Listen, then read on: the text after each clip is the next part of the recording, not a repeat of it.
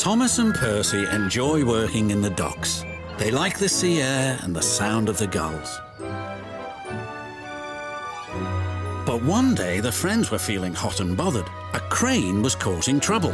His name is Cranky, and this was his first day at the docks. "You're useless little bugs," he called from above. "If you put these trucks on the inside lines, then I wouldn't have so far to travel."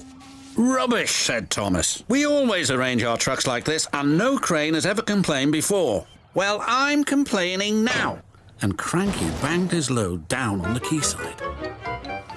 Later, the two engines met Gordon and James and told them about Cranky. "Cranes are airy-fairy things. They need a lot of attention, like me, in fact," said Gordon.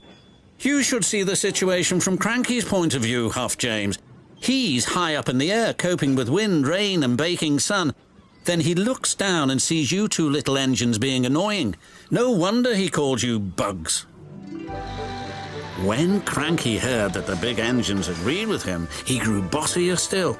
Come on, push those trucks closer to me." But Percy was too upset to concentrate and pushed the trucks too far.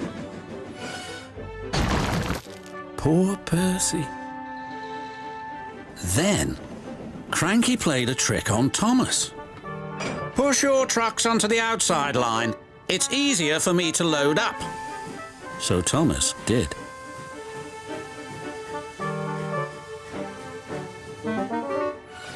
But Cranky left the loads beside the trucks, not in them. "You must have known my arm can't reach you there," complained Cranky. This mix-up caused confusion and delay. The Fat Controller was most upset. "Thomas and Percy, this new crane has an important job to do.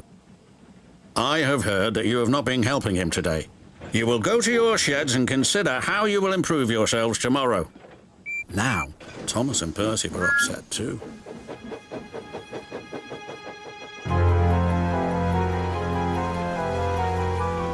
That evening, a big storm raged across the island.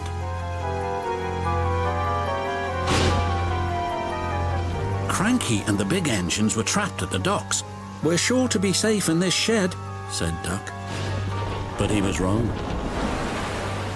The engines had no idea that they were about to be put in great danger by an old tramp steamer. It was out of control and running aground straight into the sheds.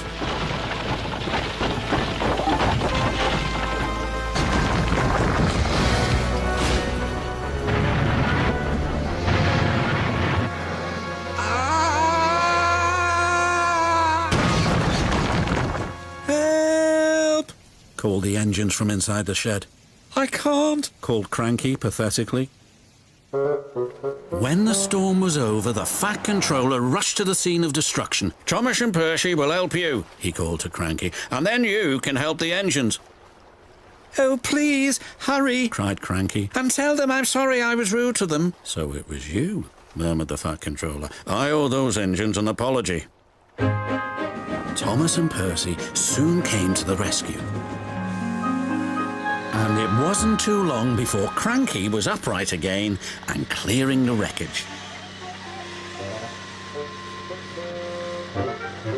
At last, all the engines were free. "Oh, thank you," said Gordon. "What would I have done without you?"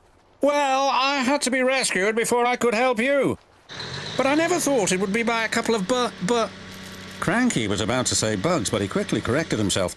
Small engines, thank you. I'll never be rude again. However, you two mites are in my way, so move over." "Pah," said Percy. "He's back to bugging us." "Don't move. You're still attached to Cranky." But it was too late. Ouch! Cranky still looks down on the two little engines. But ever since that stormy night, he never calls them bugs or mites because he knows they may bite back.